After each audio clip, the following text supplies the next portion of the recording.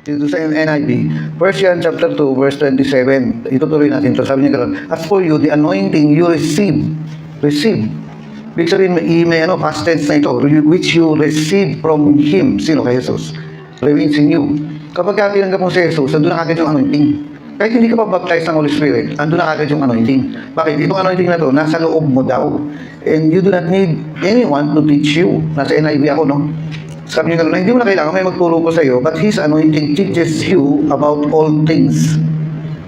Ito po yung sabi niya, yung anointing ang magtuturo sa iyo ng lahat ng bagay. Actually, yung word na teaches you, hindi talaga purely pagtuturo. Kung hindi, maggagabay. No? Merong magsasabi doon sa loob mo na mali yan, tama yan, sige tumuloy ka, huminto ka. Minsan kami magtuturo ko sa'yo, kumanan ka, kumaliwa ka eh. Di ba lang, hindi ko makita ito na may time na sa exam ba pwede ito? Kung multiple choice lang. No? Hindi ko pa hindi solid yun eh. No? May time sumamba ako, pero tsamba lang siguro yun. Pero siyempre mag-review ka. No? Ang naranasan ko po dito, tulad yung isang natatandaan ko po, nung unang panahon, dito sa UE, nag-take po ako ng computer science. Ngayon, ang final exam ay yung project mo. Yung project na yung programming. Ngayon, pinagagawa kami ng snake game. Natatandaan niyo po yung game na yun. Sa sa 3310 ata ng Nokia. Yung ahas na gumaganong ganon. Pagka nabangga siya doon sa pader, mamatay siya. Kapag nakagat niya yung sarili niya, nabangga sa sarili niya, mamamatay siya. Ngayon, para kumaba siya, kailangan may prutas na kakainin. So, ang problema ko noon, nung pinagagawa sa amin, yun ang project namin. Ngayon, ang problema ko, kung sinabi ko yung uma-under siya ganyan, di ba? So, paano ko ma-under yung ahas sa programming? Pagka niliko ko na, anong nangyari? Pag niliko ko, di ba, di nandiyan siya, gumaganon. Pagka niliko na, di dapat gaganon siya. Ang problema, pagka niliko ko na, buong katawan, niliko ganyan. So, sabi ko, paano kaya ito? Hindi ko talaga makuha-kuha. At dumating yung time na kinabukasan, ipapasa na namin. No? Parang ito na yung final. Ang problema ko po, namimili ako dahil gabi na. May pangako kasi ako na 3 hours ako magpe-pray everyday. Nung unang panahon yun, talaga namang kailangan mong gawin. Kung may commitment mo sa Panginoon. Alam niyo kasi yung mga commitments natin sa Panginoon, yung basihan din yan, kung gaano ka ka-faithful. Kaya nga sabi ng Diyos, huwag ka nangangako na hindi mo matutupad. Kapag nagsabi kang 8 hours ako magpe-pray, gawin mo. Mayabang ka, pero gawin mo, doon ka babasehan ng Diyos. Kaya sabi niya, mas mabuti pang hindi ka na lang nangako, kaysa nangako ka, hindi mo rin tutuparin. Ang commitment ko po noon, 3 hours a day, no? Yung excited ka sa pagiging Kristiyano Nakuha niyo mga kapatid, na talagang pakihinan niyo nga yung base siguro, patayin niyo na lang yung, baka ito yun. Hello. Ayun, nabawasan ng konti. Nasaan na tayo? Nasa snake game. So commitment ko, sabi ko, 3 hours, mag-pray ako. Yung echo to, pakibawas yun, hindi ko rin kalimutin yan. Echo. Hello. Ayan, okay na yan. So, saan na tayo ulit? Snake game. So programming yun. Ngayon po, ang problema ko, nangako ko na magpe-pray ako ng 3 hours, ang style ko nun, isang upuan. Ngayon, hindi ko nire-recommenda sa inyo yun kasi mahirap. No? Magandang hatiin nyo na lang. Sa kalahati sa umaga, sa kalahati sa bago ka matulog. Usually, pagka matutulog ka na, hirap ka na Bakit? Pagod ka na nangako ako ng gano'n. Kaya sabi ko, paano kaya ito? Alam niyo po, yung sabi ko gano'n, magpe-pray ako, tapos igagawin ko pa itong project na ito, delikado na ako. No? Mas mabuti pa sabihin natin yung gumagawa ka ng program sa computer. Hindi ka gano'n kinaantok Pero pag nagpe-pray ka, grabe antok. Bakit kaya? Pagkadating na sa prayer, sabi nga nila, Bible, pampatulog daw bakit kaya? Yung ginawa ko po, sabi ko, pipiliin ko yung tama kasi ang Diyos ang nagbibigay sa akin ng pabor sino bang kanina ko ba nakaasa na pagpapalain ka, di ba sa kanya, please mo siya. Gawin mo yung commitment mo. Kung ang partnership na sinabi mo is 100 a week, gawin mo. Kung 100 a month, gawin mo. Commitment mo yan kasi sabi ni Lord, diyan galit na galit ang Diyos. Saan? Yung mga ngako ka pagkatapos hindi mo, tutuparin. No, kaya kapag nangako ka, tuparin mo yan kasi diyan nakabase pa yung pwedeng maasahan tong batang ito. Pwedeng maasahan tong taong ito. Ano mangyayari? Tataas yung responsibility o ministry na ibibigay sa iyo ng Panginoon. Meaning, tataas rin yung anointing mo. Yung anointing kasi, hindi nakabase doon sa magaling kang magpasay. Nakakita mo ko ng mga tao na magaling magpasay, pero ang late-late ng ministry nila. Parang kumbaga, parang pag ganun-ganun lang sila na yun lang ang trabaho nila. Parang nakikilahan sa ang anointing kasi ay yung laki ng trabaho mo. The bigger yung ano mo, yung ministry mo, the bigger dapat yung anointing mo. So, hindi tataas ang anointing mo kung hindi ka committed eh. Na kung wala kang commitment na tuparin yung binitawan mong salita. Kaya ang sabi ng Bible sa salita, doon ka na nahuhuli, doon ka nasisiro. So, paano ito ngayon? Alam niyo niisip kong ganun, kung magpe-pray pa ako, hindi ko gagawin itong program, matatapos ako nito, maalas 3 na ng daling araw. So, paano na? Inaanto ka na, pagod ka na rin. Nag-aral ka eh. So, niisip kong ganun, Lord, baka pwedeng bukas na ako mag-pray. Alam niyo yung mga ganyan, yan ang makakasira sa atin. Alam niyo ba, sino may credit card dito magsabi ng amen? So, meron wala. Wala nag-aamin eh. No, hindi po kami makikiride, don't worry. No. Alam niyo ba, yung isang month na hindi ka nakapagbayad, na late ka, ang laki na nabawas ang points mo. Hindi kasi dapat, mag-start tayo ng 5,000 ang credit limit mo. Tapos magiging, kapag ka nagbabayad ka, magiging 10,000 yan. Kapag ka nang marunong ka magbayad monthly, magiging 15,000, 20,000. May mga tao po na hanggang umaabot na ng 2 milyon. Ang limit na pwede lang utangin. Bakit? Good payer eh. Magaling silang magbayad. Ibig sabihin, on time. Pero kapag sabihin natin, nakalimot lang magbayad o hindi ka nakapagbayad, yung credit mo, yung points mo, bumababa yan. Matatagal ang itaas yan. May time, pwede ka mag-request. Pwede mo taasan yung pwede kong utangin. Oo, pwede ka mag-request pero hindi magagarant. Hindi papayagan. Bakit kasi? Hindi ka mapagkatiwalaan eh. Kaya naalala ko dati si Pastor Eli, sabi niya, Kuya Boy, check mo yung pangalan mo ha. Kasi meron siyang i-enter mo lang yung pangalan, makikita sa buong mundo kung okay yung limit mo o okay yung credit mo. No? Ano ba tawag sa ganun? Credit score, titingnan niya. Ngayon, sabi ko, sige nga. Sabi ko gano'n. No, tinignan niya, Kuya Boy, sabi niya gano'n sa akin. Sabi ko, bakit? Sabi niya, wala, malinis yung pangalan mo.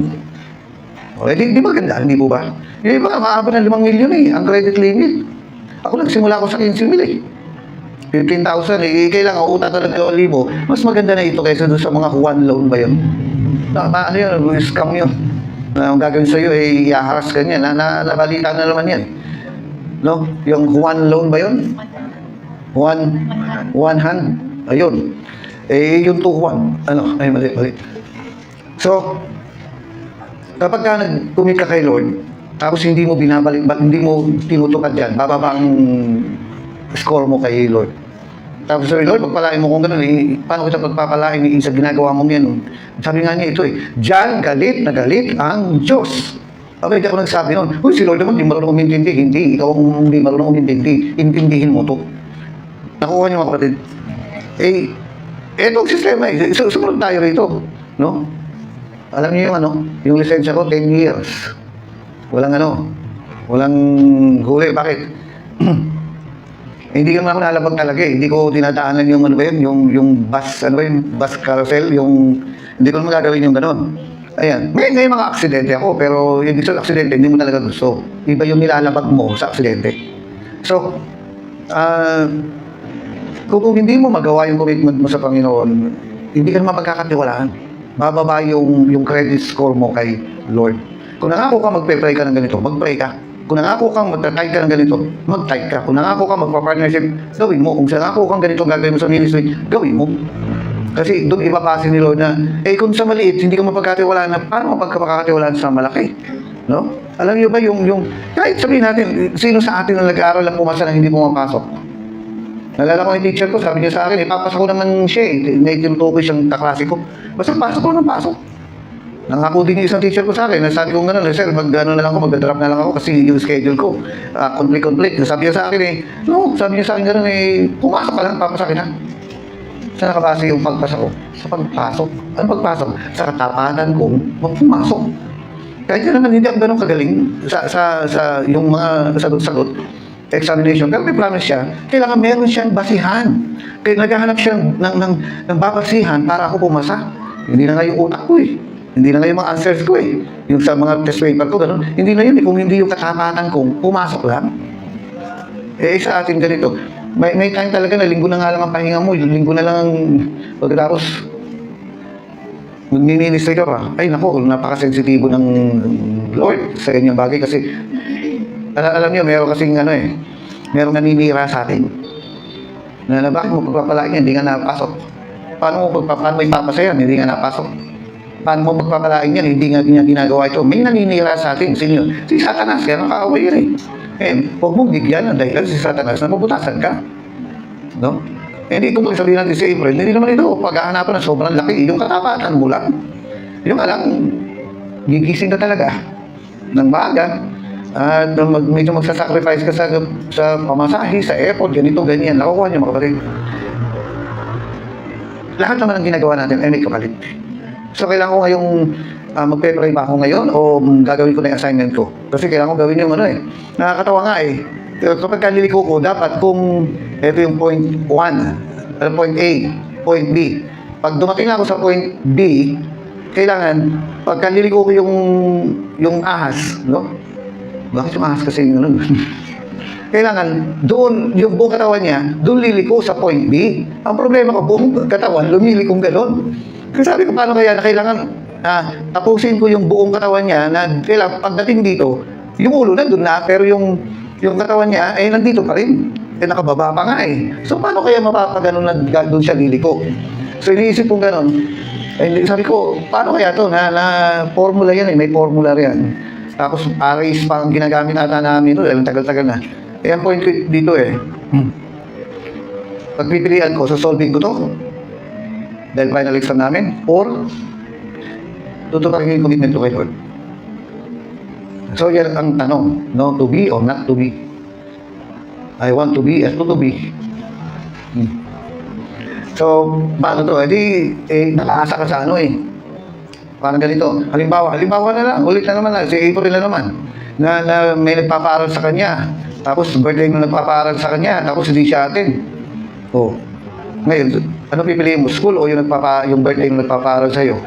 Common sense, yun ang papaaral sa'yo. Bakit? Kasi siya may kapangyarihan, pag-aralin ka. Paano naman may kapangyarihan pagpalain tayo? Yun ang priority. Alin ba yung tamang priority na nakukuha niyo mga kapatid? So, iniisip ko, siyempre, sundin ko yung magbibigay sa akin ng tagumpay. Dahil siya. Dahil pray ako, pagdating po ng alas 3, antok na ako. Pero commitment yun, sige. Alam niyo, ang ginagawa ko po para hindi ako antukin ng todo, Coke. Bakit ang Coke ay may kaping? No? Hindi ako nagkakape noon, pero nagko-Coke ako. Diyan ako nasanay. Na para hindi ako antukin, Coke. Yung alam, hindi maganda. No? Ngayon po, sabi kong gano'n, isa pa, nagpe-pray ka, ayaw kong iniisip yung snake game. Na, di ba, pag nagpe-pray kang gano'n, parang yung iisip mo gano'n. Pag nagpe-pray ka, yung katawan mo nakasamba sa kanya, yung prayer mo nakasamba sa kanya, pero yung isip mo, bakit nandun sa love life mo? May mali, di ba? Pero kung iniisip yung snake game. Hello? Minsan, ewan ko si itong dalawa, no? Baka hindi ko lang, di ba, pag nag-date sila, gano'n, pagkasama na nga tayo, isip mo, nasa iba pa. Hindi ko alam kung may ganun kayo.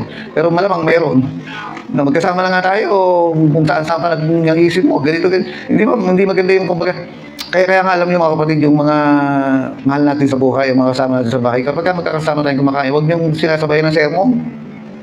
Kasi lalong ayaw kumain yan. Sabi ko, sa church ka may sermon, sa lamesa may sermon pa.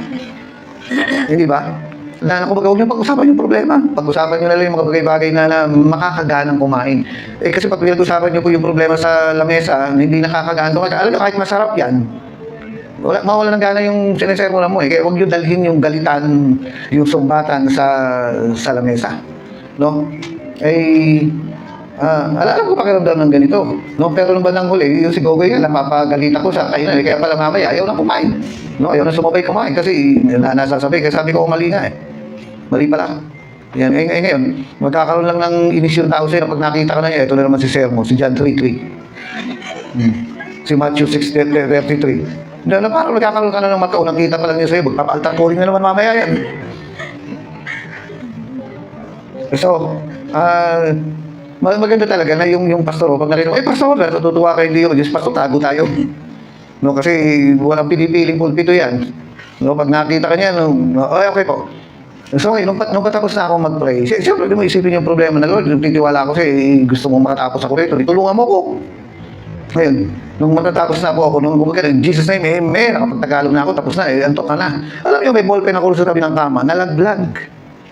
Nalaglag siya doon sa sahig, gumapang doon sa ilalim ng kama. Eh di siyempre, anong gagawin mo? Kukunin mo ngayon.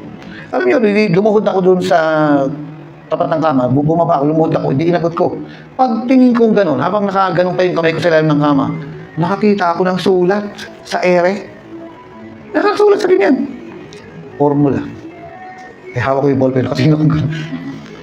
Kaya kinuha kong papel na ganyan. No, habang nakatingin ako, sinusulat ko yung formula. Alam niyo kung anong formula yun? Formula ng snake game.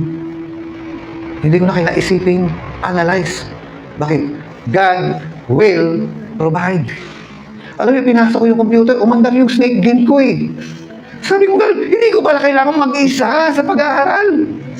Hindi ko kailangan mag-isa sa buhay. Hindi ko kailangan mag-isa sa mga problema. Bakit? God will provide. Hindi lang pera, kundi yung kakayanan, yung abilidad, para magawa mo yung hinihingi, yung challenge ng mundo sa'yo, challenge ng sanlibutan sa'yo, yung challenge sa mga pangangailangan sa'yo. May tutor ako.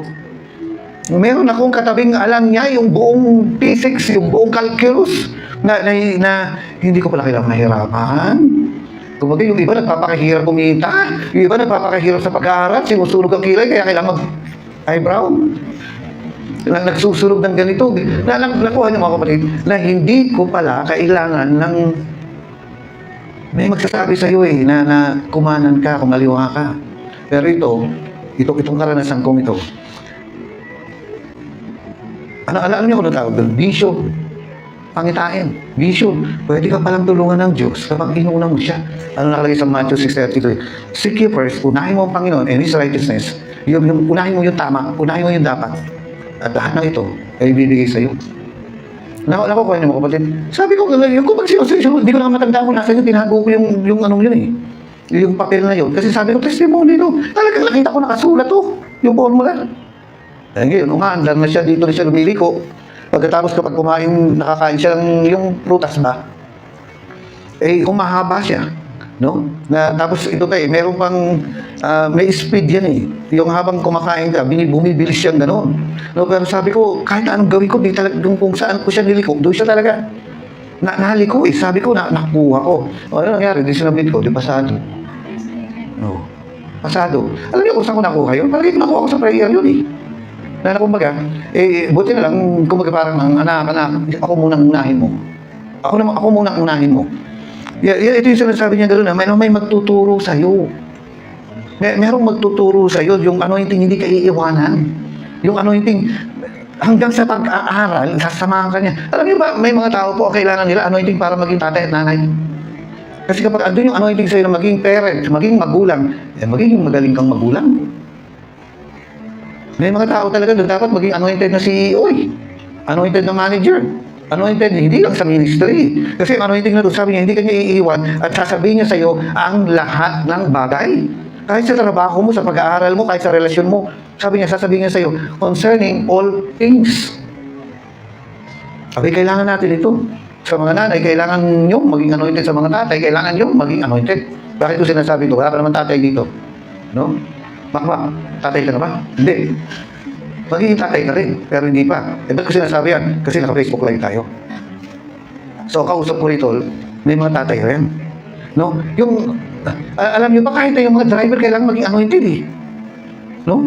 Yung ano mang ginagawa mo, kailangan mo maging anointed rin. Tingnan nyo, saan nakalagay sa Bible na kahit hindi sa ministry? Tingnan nyo si Joseph. Sabi lang po, pero anointed. Nakuha nyo mga kapatid. Kahit yung mga tao na naniwala kayo, ng mga bulsa natin kailangan maging anointed. At kailangan yung isip natin maging anointed paanong mag-spend ng tama. Nalala ko dati isang preacher, sabi niya gano'n, na nagpagawa kami ng guild building, ganito ganyan. Tapos nagkamali kami, sabi niya gano'n, nakagastos ako ng $1 million. Sabi ko gano'n, sayang yan. Sayang yan. No? Pero kasi kapag nandun sa iyo yung anointing, the anointing abides in you, sabi niya, nasa loob mo daw. Magagawa mo yung pinagagawa ng Diyos. Kasi nga, dahil dun sa anointing. Nakuha niyo mapalit. Naalala ko pa yung isang time na nagkaroon kami ng concert. No? Ang concert namin, pero sa talaga, si Baby lang ang kasama ko noon eh. Noong unang panahon po, nandun tayo sa Recto. Eh, may concert kami gagawin, yung Hell, kung tawagin natin. Ay may invento may mga singers. Magagaling to mga to. Maganda mga boses. Yung isa, Conservatory of Music pa. So magaling sila kapag yung nag-chord sila. Yung nag-piano. Eh, hindi katulad ng piano ko eh. Hindi katulad ng piano nyo. Iba yung piano. Ito nasa C. Ito nasa A minor. Sabi kung gano'n eh. Bakit gano'n ang chord niya? Tapos ito, iba ang chord niya. Yung gitara, iba din ang chord. Pero pag pinakinggan mo na sabay-sabay, ang ganda. Masasabi mong professional. Na hindi yung kumbaga, C. Ano tawag doon? C ka. Parang, sabi kong gano'n, meron palang ganyan. Meron, kumbaga ito, C, ito, A minor. No, tapos, nakukuha nyo, na mga broken chords, pero pagka sabay-sabay yung pilalapit yan, ang ganda ng tunog. No? Tapos meron pang may mga diminish pa sila sa isang kanta lang. Pambihira yung kinanta niyo kanina ano yung unang kanta niya? Naikalak, ganun. Ilang chords lahat yan? 4. Kaya nilang gawin yan, hindi ako nagkakamali, kaya nilang gawin siyang yan eh. Hindi lang yan eh, meron pa silang, yung ang bilis ng paglipat, may mga diminish, na sabi kong galing eh. Bakit? Mga nag-aaral eh. Yun ang pinagkaiba natin sa kanila. Sila magaling sa ganyan, pero ito po, pag walang anointing, tunog ka lang. Iba pa rin yung mga mali-mali lang chords, pero doon ang anointing, pag narinig mo, masarap pa rin. Pero tayo tumira doon, kailangan improve natin yung sarili natin, di ba? Study to show yourself approved. Study, mag-aaral tayo talaga. Okay. E di magko-concert kami, hindi ako nagkakamali, 3 singers yung inimbita namin. Siyempre, bibigyan mo yan. Mga magagaling, marunong. Alam niyo nung Sabado yun, yung final rehearsal, final practice, concert. Ano kaya concert yun? Walang tugtugan. Walang ganun. Kapag sinabi yung concert, kantaan yan. So, paano na? No, may magte-testify, may kakanta. May magte-testify, may kakanta.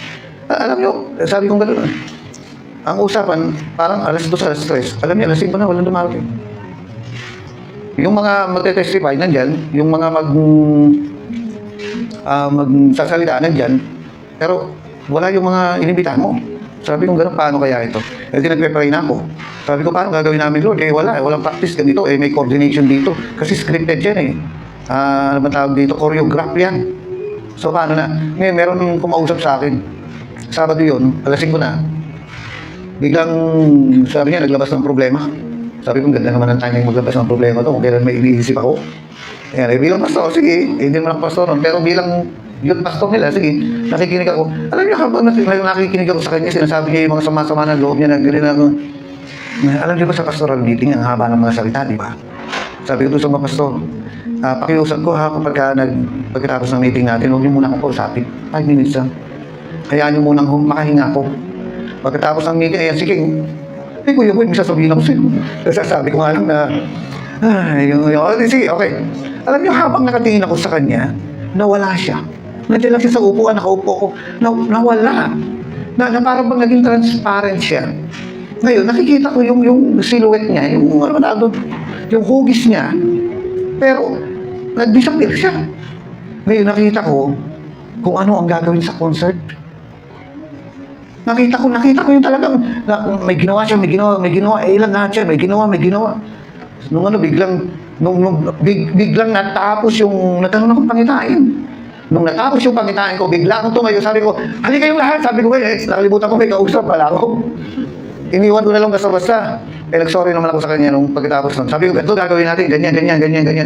Alam niyo, kinabukasan, ang ganda. Nagsimula doon na improve namin, dagdagan namin ito, bawas namin yan, ayusin namin ito. Alam mo, kinabukasan, nagdatingan yung mga singer. Inisip kong gano'n, huwag kayong kukuha ng gano'n na hindi sumasama sa practice. No? Na sobrang gagaling nila Eh sige, pinakanta ko pa rin para wala nang sama ng loob. Yun lang ang part nila kasi merong choreographer yan ang gagawin eh. Pero tinanggal ko na yun. Alam nyo, ang ganda ng dating. At yan, nabuo na yung hell, nabuo na yung banta, na yung kami lang ng baby nakakaintindi ng mga gano'n. Yung pinapanood po natin mga concert, gano'n. Andiyan, nabuo na yung rapture, nabuo na rin yung yung mga gano'n ba na simpleng comedy. Yung mga tao naman tuwan-tuwa, maya-maya. Pero pagka ano na, yung dialogue, dinesign namin na kapag binanggit mo na yung mga tao na nanahimik. Bakit? Lakas ng dating. Para bang napapahiya sila na, ako yun eh. Lumalabas ng baliw. Sabi, hindi naman silang baliw, ako palang baliw eh. Sira palang ulo ko ganyan dahil sa mga ginagawa ko. Magigising ka, tatahimik talaga yung mga nanonood sa concert. Mga unbelievers to, kasi sakul na sakul eh. So, paano nabuo yun? Kasi nga, makakakita ka. Makikita mo kung ano yung dapat mong gawin. Hindi lang naman sa ministry yan, kung hindi sa yung everyday na buhay natin, paano mag-alaga ng anak, paano mag-alaga ng negosyo, paano mag-alaga ng mga empleyado, paano, nakuha mo ulit. Kasi sabi niya yung anointing ang magtuturo sa iyo. Sabi niya, concerning all things, sa lahat ng bagay, hindi lang ministry, kundi paano mo patakbuhin yung buhay mo, kung may negosyo ka, paano mo patakbuhin yung negosyo mo. Ito ang gagawin sa iyo. Kaya nga, kailan mo natanggap ito? Noong nabuhay ng ka. Nandiyan na yan. So, ano dapat mong gawin? Ito po, ang calling hindi nawawala. Kahit anong gawin mo, hindi nawawala. Kahit na pumunta ka ng impyerno, doon pa rin. Alam niyo ba sa Bible, saan lugar yung pinakamarami ang pastor? Sa impyerno. Ang daming pastor doon. Bakit? Kasi, ang calling nila pastor, pero hindi sila sumunod. Madaming preachers doon. Maraming Bible scholar doon. Maraming mga nakakaalam ng Bible doon. Okay. Eh di, ito po eh. Sabi niya, yung anointing na yun na tinanggap mo, supposed to be itong magiging guide mo na wala na magtuturo sa'yo. Hindi ibig sabihin na hindi ka na makikinig ng teaching. Pero may conviction doon na dapat atras ako dito. Na dapat tutuloy ako. May dapat na, kailangan hihiwalay ako rito. At may sasabi, kailangan mag-stay ako dito. Ano yun? Yun yung anointing na nagtuturo sa'yo na dapat mong gawin. So, ano mangyayari po rito? Eh, sabi niya ganun, eh, itong anointing na to, mag-stay sa'yo to. Tapos sabi niya, hindi kanya tuturuan ng mali. Kaya nga sabi niya ganito, hindi siya sinungaling. Hindi siya totoo. Nakukuha niyo mga kapatid. Kasi minsan, yung mga tao, kukumbinsihin mo eh. So, sabi niya mga ganun, kaya nga natin ang church ha, kasi yung sistema rin, pangit yan. Kailan ba sinabi ng Diyos na huwag kang magsimba? Eh, may nagtuturo sa'yo, ikaw naman nakikinig. Wala bang naangal sa'yo doon? Wala bang nagsasabi sa'yo doon na nakuha niyo mga kapatid? Wala magsasabi sa'yo ng gano'n. Kasi ang Diyos nagbubuo, hindi nagwawasak. Kaya kung makakasira, yung sasabihin ko, huwag na lang. Kung makakasira, yung ikukwento mo, huwag na lang. Peacemaker tayo, hindi tayo, nakukuha niyo? Kumbaga, may sasabihin ako, pagka sinabi ko ito, mawawasak kasi man, eh demonyo ka. Bakit mo gagawin yung gano'n? Makakasira ka lang. No? Hindi. Sabi niya, tinawag tayong peacemaker, ibig sabihin para magbuo. Alam niyo ba na may mga tao po na kapag kinuwento ko ito, mawawala yan. Minsan nga, may nakasalubong pa ako naninigarilyo eh. Ang gagawin ko, lalayo akong gano'n. Bakit? Kasi pag nakita ko siya, anong mangyayari? Hindi ko na siya makikita kahit kailan. Nahiya eh. Kaya, sabi niya, itong anointing na to, ito ang magtuturo sa'yo nung kung ano yung tama sa mali. At basahin ko po rito sa dito sa mabuting balita. Di ba ang ganda? Ang ganda na meron kang ganito na atras ka. O, huwag ka natutuloy. Ang ganda na merong nag-guide sa iyo. No? Eh, okay, paano ba natin paano ba natin yung mas maging sensitive pa tayo rito? Actually po, paulit-ulit na lang akong babanggitin ito. Eh, dalawang bagay. One, Bible. Mag-aaral ka ng Bible. Basahin mo yan. Bakit? Ang isang sistema po ng Diyos, ipapaalala niya sa iyo yung Bible. Eh, kung di ka nagbabasa ng Bible, wala siyang papaalala. Yun yung isang way ng pag-guide sa iyo, no? Tapos ang pangalawa, mahabang tongues. Okay. Tingnan po natin Itong organ na to, natunog to, tama? Ngayon, kapag kinalabit mo yan, tutunog yan, tama? Ngayon sabihin natin, nandito ako sa part na to. Ayan. Ngayon, kapag kinalabit yan, saan ko maririnig? Saan yung tumutunog na organ? Saan? Eh, dito ko. Di ba? Sa part na yan. Eh, paano kung naka-ganyan ako? Saan tumutunog yung organ? Eh, di sa harapan ko. Pero pag nakatalikod ako, saan tumutulog yung organ? Eh, di dito. Paano kung, sabihin natin, paano kung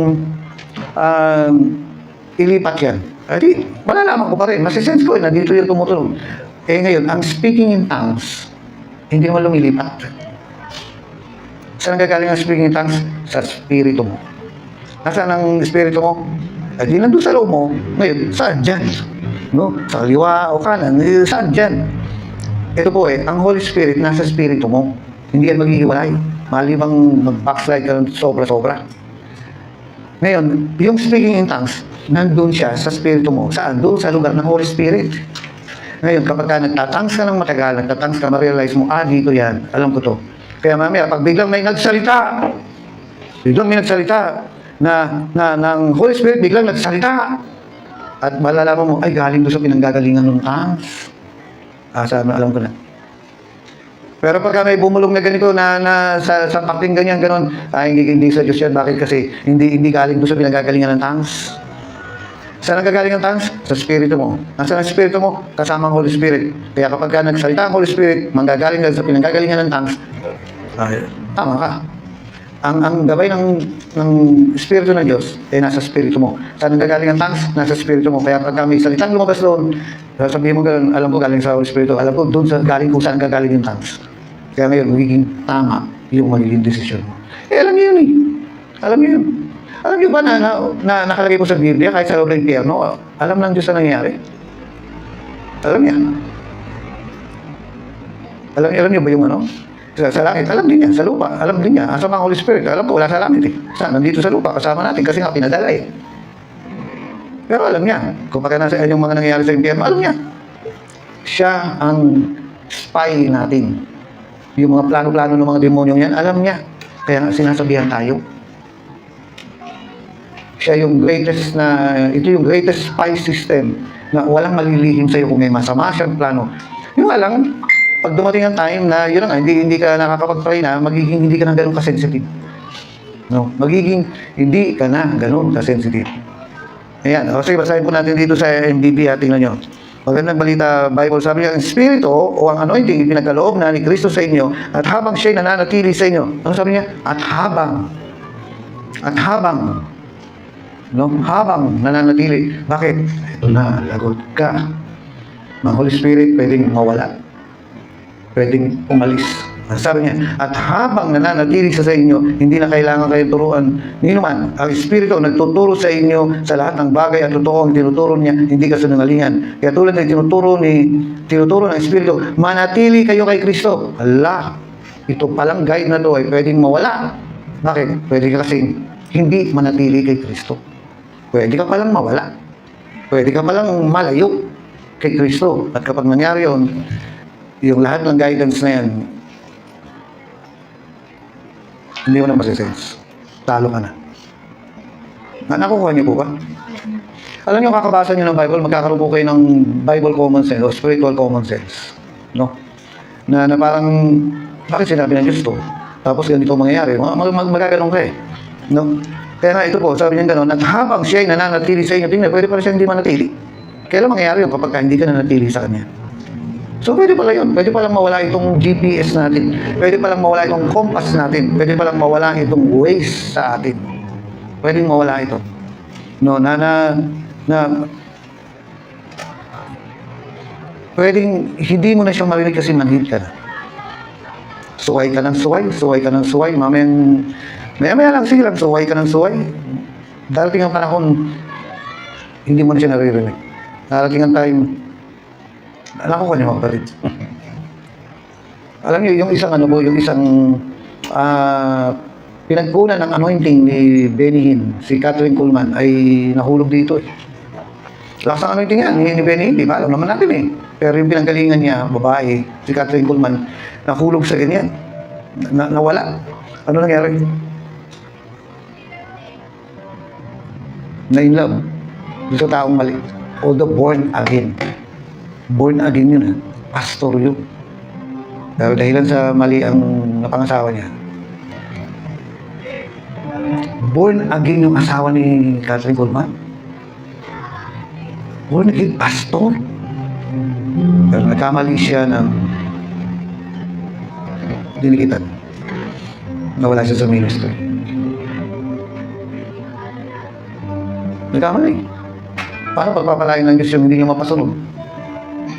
Palagay ko, sinasabihan na siya ng Diyos na stop mo yan. Bakit? Mag-i-stop ang ministry mo. Paano pagpapalain ng Diyos yung hindi niyo mautusan? So, ano nangyari? Nawala siya sa ministry.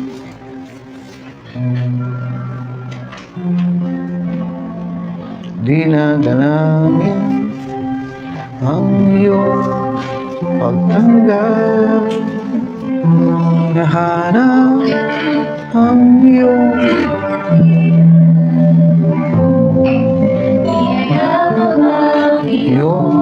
kalooban. One more time. Nagbalik sa iyong kalinga, dinadalangin ang iyong pagtanggap, hinahanap ang iyong kalinga, niyayakap ang iyong kalooban.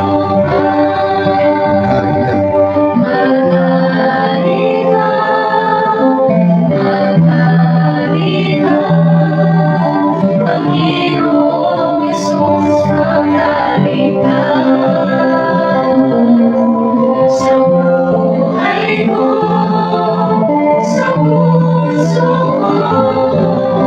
Panginoong Hesus, magaling ka.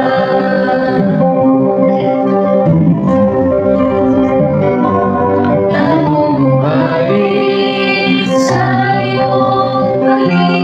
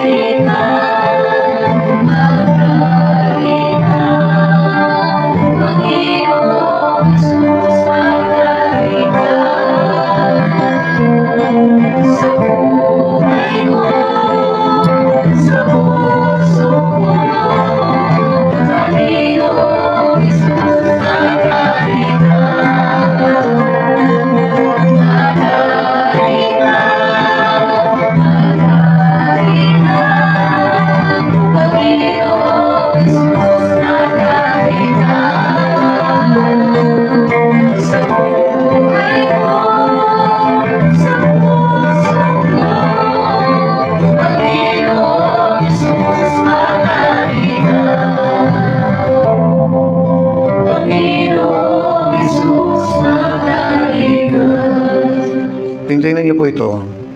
Born again naman yung pangasawa niya. Kristyano, pastor. Pero nawala siya sa ministry. Bakit? Kamali siya. Ay isang dahilan dito, sinasabi na ng Diyos sa kanya, wag. At hindi siya nakinig. Nawala siya. Sayang. Alam niyo, ito naman eh. Ang maganda po kay Karen Coleman, nagbalik loob siya. Pero kailangan niyang iwan. Ito ko, partner niya. Iniwan niya. Pero sabi niya, I'm sorry. Sabi niya gano'n, mahal kita pero mas mahal ko si Lord. Basta niya yung ano niya, talang buhay niya. Talagang nag-sorry siya doon sa lalaki. Sabi niya, mahal kita pero mas mahal ko si Lord. Sana maintindihan mo, gano'n. Pambihira, born again, Kristyano, pastor, pagkatapos nun, mali pa rin. No? So, ano nangyari po? Dinilayuan eh. Bumalik ang ano niya. Bumalik. Kaya ang ganda ng ministry niya. At dahilan doon, sa ano hindi niya yun, nakapag-produce ng benihin. Paano kung hindi niya iniwan yun? Paano kung naging, pwede na yan. Maintindihan naman ng Diyos to eh. Paano naman yung damdamin po? Paano naman yung nararamdaman po? Pero dahilan sa ano hindi na yun, bumalik yung ano hindi. Nakapag-produce ng benihin. Hindi lang, hindi lang isang benihin na na-produce niya. Marami yan eh. Si benihin lang ang kilala eh. Pero madami yan na produce ng mga hindi niya. Alam niyo, isang dahilan pa, napintasan siya ng mga tao na yun kasi yung napangasawa niya ay divorced na pastor. May asawa na hiniwalayan niya pagkatapos pinatulan niya. Ngayon, kahit na, sabihin natin, in the first place, sinabi na ng Diyos sa kanyang wag. No, stop. Tinanong siguro siya ng Diyos. Kasi kung hindi, ba't siya walang anointing? Iniwan siya talaga ng anointing. At hindi ka makakapagpagaling, hindi ka makakapag-minister, hindi ka makakatayo sa pulpito, hindi ka makakapag-gitara kapag wala sa iyo anointing. Asa tayo dyan? Asa tayo dyan? No? Buti nga kapag ka nagsiservice tayo rito, doon yung anointing, di ba? Ay nakakatakot kapag wala. Simpleng kantain niya, nakakapagpalakas, nakakapuspos.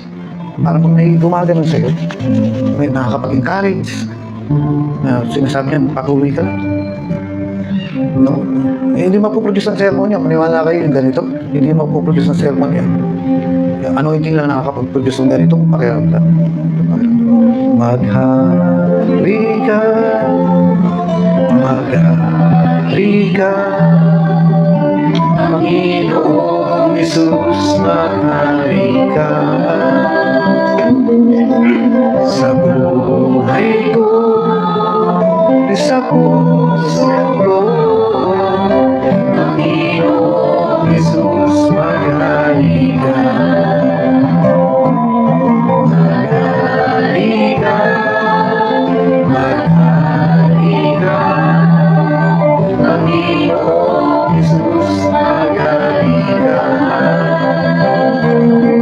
Sa buhay ko, sa puso ko, Panginoong Jesus, maghari ka. One more time, maghari ka. Maghari ka. Maghari ka. Panginoong Jesus, maghari ka. Sa buhay ko, sa puso ko, Panginoong Jesus,